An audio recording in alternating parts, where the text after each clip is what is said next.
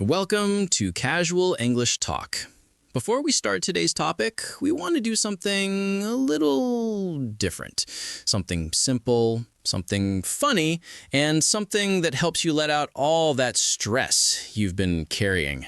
Yes, because honestly, I am tired today. I am frustrated. I am annoyed. My brain feels heavy. My English feels slow. My mood feels... And if you feel like that too, don't worry. You're not alone. We're all here together, learning, improving, and sometimes getting very, very irritated for no reason. Exactly. Sometimes I want to scream, but not loudly. Just a small, angry ah inside my mouth. You know that kind of feeling? Yes, the quiet scream, the one every English learner does at least 10 times a week. At least. And today, I want everyone to release just a tiny bit of that anger with me. Nothing crazy, nothing loud, just a small, gentle, I'm frustrated. Okay, everyone listening, join us. Take a slow breath in. And breathe out like you're letting go of a long, why is English so hard sometimes? Let your shoulders relax. Let your face relax, especially your eyebrows. Mine are always angry for no reason. And now, if you want, whisper something small like, I'm letting this go, or I'm doing my best, or even, I hate this, but I'm still trying. Yes, say something honest. Say something real. Say something that makes your frustration feel lighter. Because this moment, right here, is your reset button. And you deserve it. You really do. Now that we've released a little stress, relaxed our minds, and maybe laughed at ourselves a bit, Let's talk about frustration in English learning, not in a boring way, in a real, honest, friendly way, like two people sitting together and saying, yeah, this is hard, but we can make it easier. so welcome again to Casual English Talk, and let's begin. You know, frustration in English learning rarely comes from the language itself. It usually comes from a quieter place. The pressure we put on ourselves when we think others are moving faster, or when we believe we should already be better than we are. Yes, and that pressure becomes heavy. I practice, I watch lessons, I try to speak, but some days I forget the simplest words. And there is this little burn of embarrassment, like, why am I still stuck? That feeling, that small mix of embarrassment and confusion is very common, and I want to be clear. Forgetting a word does not mean you are failing. It means your brain is still making connections, and sometimes it needs time. It doesn't feel like time. It feels like a wall I keep hitting. And after a while, I get annoyed at myself and sometimes even wonder if I'm not capable of learning at all. That inner voice that says you should be better is the real issue, not your English level. Those silent rules, I must speak perfectly, I must not make mistakes, I must understand everything, create a pressure that makes learning hard. I do set those rules for myself. If someone speaks fast and I miss a word, I immediately think, see, you can't do it. That thought hits hard. And that self-blame blocks progress because when you're already frustrated, your brain protects you by slowing down. That's why your mind goes blank. It's overwhelmed, not weak. So the blank mind is actually a signal that I need a break, not proof that I'm bad at English. Understanding this changes something. It removes a layer of shame and opens space for gentler practice. Saying this out loud already helps. It feels a bit lighter. And remember, frustration is not a personal failure. It is a natural part of learning something deep, especially a language. And today, we'll look at simple ways to handle it so it doesn't stop your progress. When we talk about dealing with frustration, I think the first step is making your English practice feel smaller and lighter. When English looks like a huge task, it becomes scary. But when you divide it into tiny pieces, your mind starts to relax a little. I try to do that, but even the tiny pieces sometimes feel heavy. I sit down to practice, and suddenly my mind jumps to everything I still don't know. And that feeling just takes the energy out of me. That happens when your mind is not focused on the small task, but on the whole journey. It's not that the step is difficult, it's the pressure around the step that makes it feel big. So the weight doesn't come from what I'm doing, it comes from the thoughts around it. Yes. And to lighten that weight, start with something extremely simple. Instead of saying, I will study today, you can say, I will say a few sentences today. Nothing big, nothing stressful. Saying a few sentences feels easier, but I still get nervous thinking they might be wrong. I don't want people to think I sound strange. Mistakes are natural in any new skill. When you speak imperfectly, you're still learning. Your brain only gets stronger when it tries, not when it waits for perfection. I understand the idea, but emotionally it still feels difficult, especially when I hear myself struggling. Then don't start with speaking to others. Begin with speaking to yourself, quietly, softly. Short lines like, I'm leaving now, or I'll make tea, or I'm feeling tired. These small thoughts help your brain use English without any fear of judgment. I usually talk to myself in my own language. Maybe I can slowly shift a few of those thoughts into English. That's the idea. Not all of them, just a few each day. Your mind needs gentle exposure, not pressure. My biggest struggle is speaking in front of people. My brain becomes tense, and suddenly the words disappear. Then don't push for full sentences when you're with people. Start with short, safe replies. If someone asks, "How was your day?" to say good or long. These tiny responses help your brain stay steady. Later, your mind will naturally add more words. That feels more realistic. I don't have to jump to long sentences immediately. You don't need to match anyone's speed. Language learning is not a race. Your journey has its own timing, and your progress grows quietly even when you don't notice it. I think I get frustrated because I compare myself too much, and every time I compare, I feel smaller. Comparison steals confidence. It tells you your progress is not enough, even when you're actually improving. If you focus only on your own steps, the frustration begins to soften. And what about days when nothing moves? When I don't feel any improvement at all? On those days, change the activity but not the goal. If speaking feels heavy, listen. If listening feels exhausting, read something simple. If reading is too much, just think in English a little. You are still moving forward, just in a different way. I think one thing we haven't really explored yet is how frustration can slowly change the way you see yourself. It doesn't just affect your English, it affects your confidence, your mood, and even the way you speak to yourself. When English feels difficult, suddenly everything feels difficult, and that's when many learners start losing hope. Yes, that part is very real for me. When I struggle with English, it's not only the language I feel bad about. I began doubting myself in general. I think maybe I'm not a good learner, or maybe something is wrong with me. Frustration. And that's where we need to understand the truth. You're not struggling because you're incapable. You're struggling because you care. People who want to improve feel frustration more deeply. In a strange way, frustration shows commitment, not weakness. I never thought of it like that.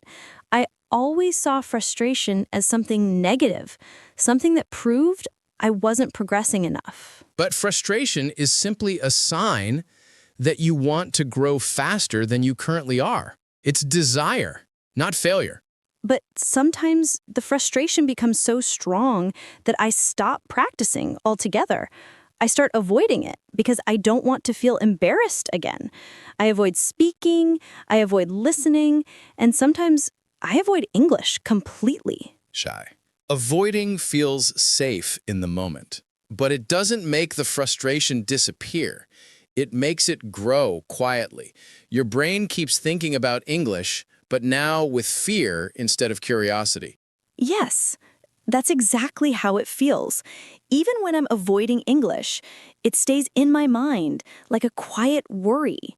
I keep thinking, I should practice. Why am I not practicing? It's guilt mixed with pressure. And that guilt becomes heavier than the frustration itself. That's why our goal is not to remove frustration. You can't remove it completely, but to learn how to move forward with it. Move forward? Even when I feel frustrated? Yes, frustration doesn't stop progress unless you stop. Think of frustration like a tired companion walking beside you. You don't push it away, you take slower steps so both of you can continue.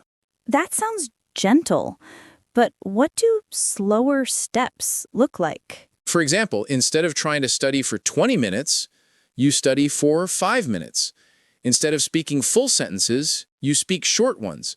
Instead of watching a long lesson, you watch a tiny portion. The size doesn't matter, the consistency does. I like that because small steps don't feel scary. And small steps are powerful. Another thing that often increases frustration is the way learners talk to themselves.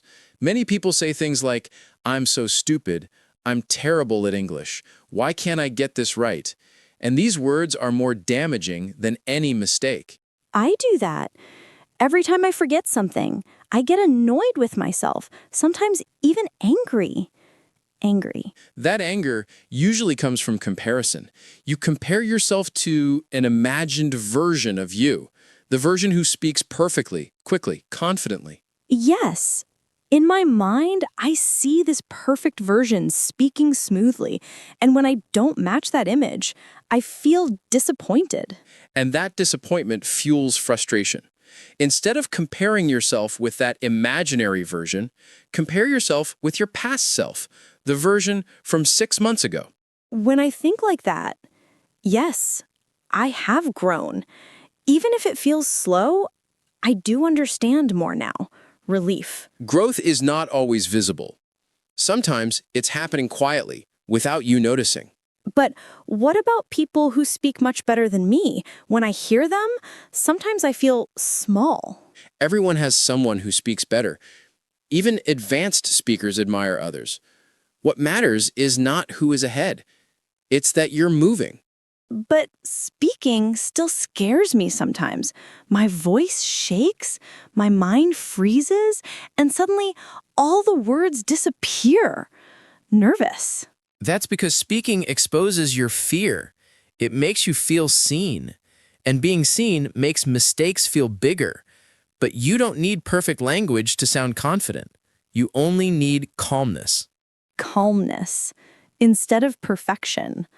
That feels achievable. And here's something else. Frustration grows when you keep it inside. When you talk about it, the weight reduces. Yes, I feel that happening right now. Talking about it makes it easier to handle. Exactly. When you give your feelings space, your learning becomes lighter. Frustration loses its power because you're not hiding it anymore. I feel like I'm finally understanding myself. Maybe I'm not as behind as I always thought. You're not behind at all. You're learning in your own way, at your own rhythm, with your own challenges and your own kind of strength. Thank you. That means a lot. And that's what this conversation is for, to remind you and everyone listening that frustration is normal, but it doesn't control your journey unless you let it. There is another part of frustration that learners don't talk about often. The moments when you feel tired of the whole journey. Not physically tired, but emotionally drained. When you sit down to practice and suddenly everything feels heavy, meaningless, or overwhelming. Yes, I know that feeling too well. I open my notebook, I pick up a pen, and then this thought comes into my mind. What's the point? It's not that I don't want to learn. It's just that I feel empty, like all my motivation has disappeared. That emotional emptiness is not failure. It's a natural reaction to carrying too much pressure for too long. Learning a language uses emotional energy. It uses your confidence, your patience, your hope. When these things get tired, your mind slows down. I always blamed myself for that. I thought, why am I tired of something I want so badly? Because learning is not just input and output. It's emotional. Some days you feel excited, some days you feel slow, and some days nothing works. And all of these days are normal parts of the journey. But when I see other people improving so fast, I feel this pressure, like I'm the only one who struggles. You're not seeing their struggles, you're seeing their results. Nobody posts their confusion, their mistakes, or their bad days. They share only the polished part. That makes a lot of sense. I only see the final product, not the messy process. Exactly. And comparing your inner struggle with someone else's outer success creates unnecessary frustration. Yes, it makes me feel like I'm always behind, like there is a race and I'm losing. There is no race, there is only your journey, your timing, your progress. But sometimes, even my own journey feels confusing.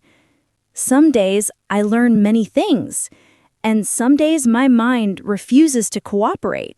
That's because emotions affect learning more than skills. If you're stressed or overwhelmed, your brain cannot absorb information well. Not because you're bad at English, but because you're carrying too much mental weight. So the problem isn't my ability, it's my emotional state in that moment. Yes, and that's why emotional awareness is as important as grammar or vocabulary.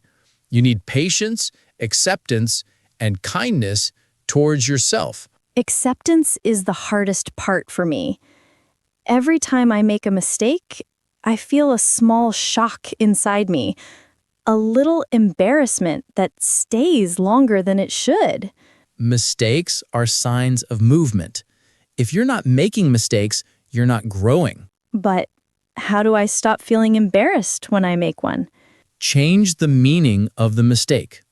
Instead of thinking, I failed, think, I found something new to learn. That small shift reduces the emotional weight. So mistakes become information instead of judgment. Yes, and when you see them that way, the frustration slowly fades. But sometimes the frustration comes because I keep making the same mistake over and over again. Repeated mistakes are signals, not punishments. They show you exactly where your attention needs to go. Instead of thinking, why again, think, this is the area that needs gentle practice. Gentle practice. I like that phrase. It sounds kinder than telling myself to work harder.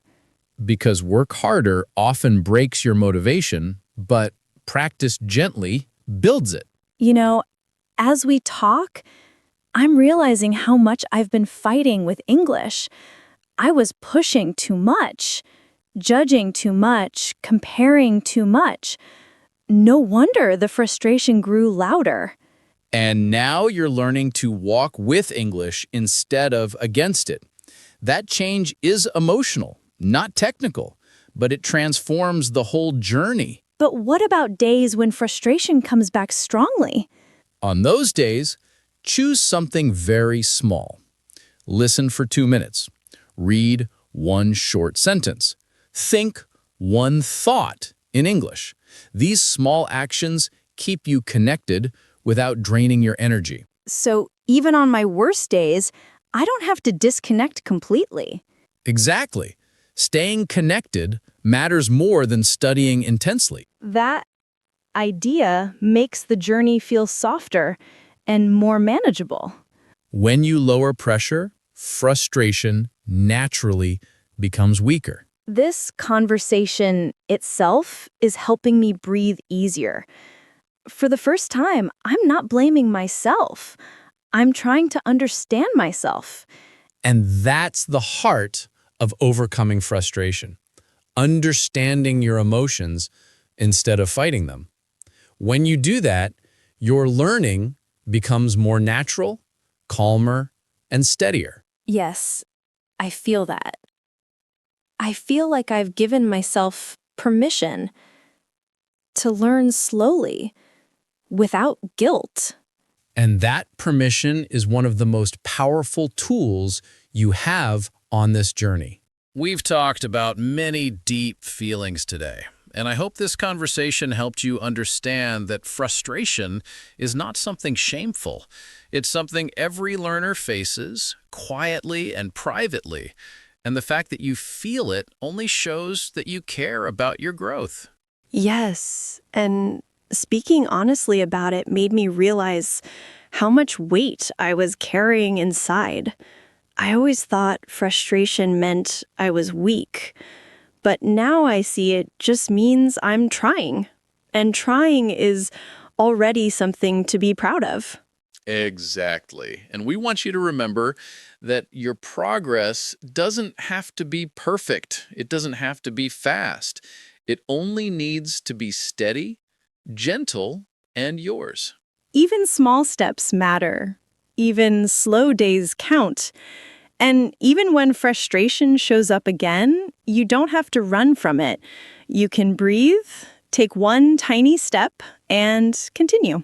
We're really glad you spent this time with us today. We know life gets busy, emotions get heavy, and learning can feel confusing. So thank you for choosing to sit with us for a while. And if today's conversation gave you a little comfort or a new way of looking at your English journey, we would love to hear from you. Please like this video, subscribe to our channel, Casual English Talk, and share your thoughts in the comments. Tell us about your experiences with frustration. Your story might help someone else feel understood. We read every comment, and we truly appreciate you being part of this journey with us. We'll be back again with another warm and helpful conversation to support your English practice. Until then, be gentle with yourself, keep taking small steps, and remember, you're growing in ways you cannot always see. Take care, and we'll talk to you soon.